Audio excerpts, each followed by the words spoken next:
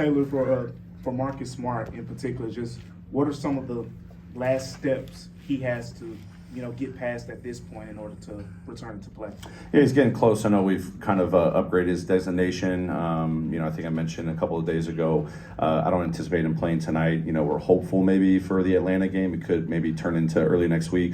And it's really just a matter of just how he responds after his 5-on-5. I think he's doing a really good job, how he's pushing himself. And those sessions, his individual workups have really ramped up over the last 2 weeks. And it's just a matter of just how he responds day to day, knowing that he's stepping into game action, when he makes that final decision. So he's feeling better each day, just navigating a little, soreness here and there. But hopefully we're almost in the clear in the next couple of days or week or so. Coach, broken record, you have a lot of success on the road. How can you translate to success at home? We just got to keep giving ourselves a chance to win ball games. I think we're fighting outside of a couple of games that definitely got away from us here at home. The Houston game, the other night, it led to fourth quarter, play. There's stuff you can do in the meat of the game a whole lot better, and we're going to have our hands full tonight against Indiana. Fastest paced team in the league, transition offense, the paint scoring, the three-point shooting, just heavy offense. We've got to be really disciplined with our defense and our urgency, no matter what we can accomplish on the offensive side, getting back, making that a priority, and obviously, getting Ja back. I think, Des, JJ have done a phenomenal job as we've kind of had to navigate, certain role shifts, in the fourth quarter, and as teams amp up, their pressure on the defensive side, we've got to have, really good execution. I thought we did a great job of that the other night in New Orleans. Those three guys, leaned on them, saying, hey, here are the actions we're going to run, make sure we're poised. If we got an opportunity to go. Hopefully that's a step in the right direction, because that's definitely been one of the things that we've struggled with, is that fourth quarter execution on the offensive side at home. Taylor, in the game the other night, y'all boasted a 120 offensive rating, but you only had 19 assists. Even though that assist number wasn't up to the standards that you like to set there, just what were some of the building blocks and the indicators that you want to see the team build on when it comes to building offensive consistency? Well, obviously, again, John Morant back, helps a lot. I think that's no surprise to anyone.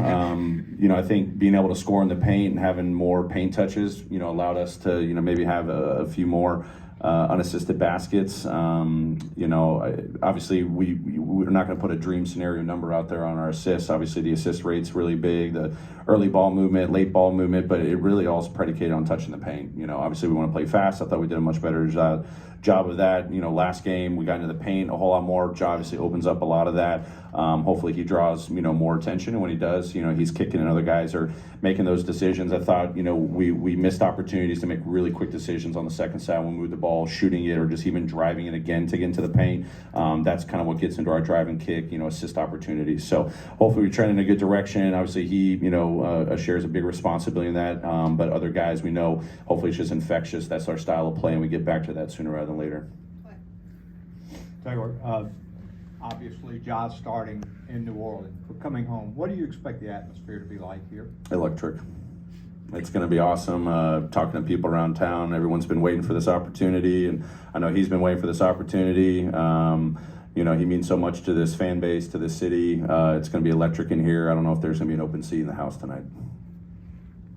Coach, against New Orleans the other night, with Jaren and Ja on the bench, Dez led a lot of the possessions as the facilitator, and just his self-creation jump, especially in December, has really led to some good scoring, but that opened up the corner threes the other night, 6 of 9 from the corners. Just what did you see about him, and what about his self-creation has really opened up the floor for him as a facilitator as well? Yeah, I think Dez has taken huge steps this year. Obviously, we saw some of it last year, but even more so this year in terms of being a lead playmaker for us. Obviously, he's kind of playing a de facto point guard, at times. I thought the other night, New Orleans, which we've seen in recent games, teams are starting to double team him, trying to get, the ball out of his hands. He plays with great pace, trying to create separation and getting downhill. Sometimes he's got to navigate getting too far downhill and kind of, not having any, outlet opportunities.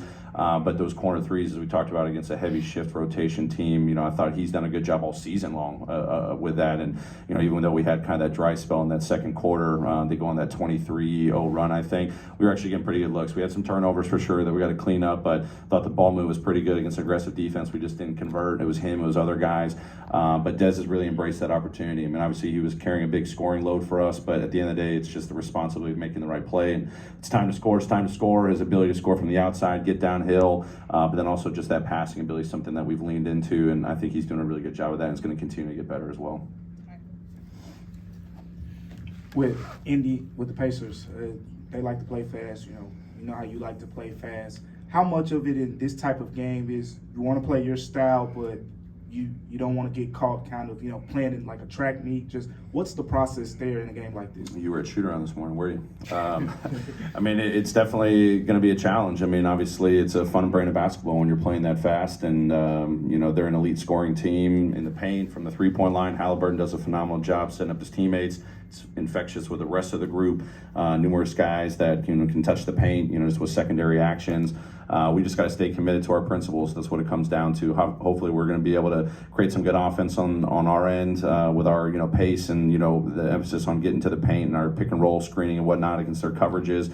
But as I told the guys, we're going to be challenged not just in the first 6 seconds of possession, the first two. I know they've come out and said that they want to get across half court in 2 seconds. It's multiple guys. It's rim runners. It's kick aheads. We can't let our guard down for a split second. It's a matter of are we going to be disciplined enough to just translate offense to defense and back and forth just over 48 minutes. It's going to really test us. We haven't seen a matchup like this, I think, all season. Last question. Hey, Coach, when Ja come back to the lineup, it changes the chemistry of the team. What do you, because he's a good person for personality, how do you inject his chemistry into the changing of the lineup? Naturally. I mean, I think the group was super excited to have him back.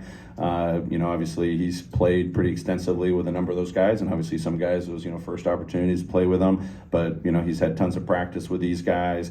He's built up phenomenal relationships with these guys over the years. But I feel like even these last couple of months, he's really just, as I've said, leaned into his teammates even more. He's just got that personality, that gravitas. It's infectious. It's natural, so it was no shock that him stepping in the starting lineup and even changing his sub patterns throughout as he's getting his game conditioning going. He was able to connect with his teammates and vice versa. Great. Great, thanks everyone. Appreciate it, Coach.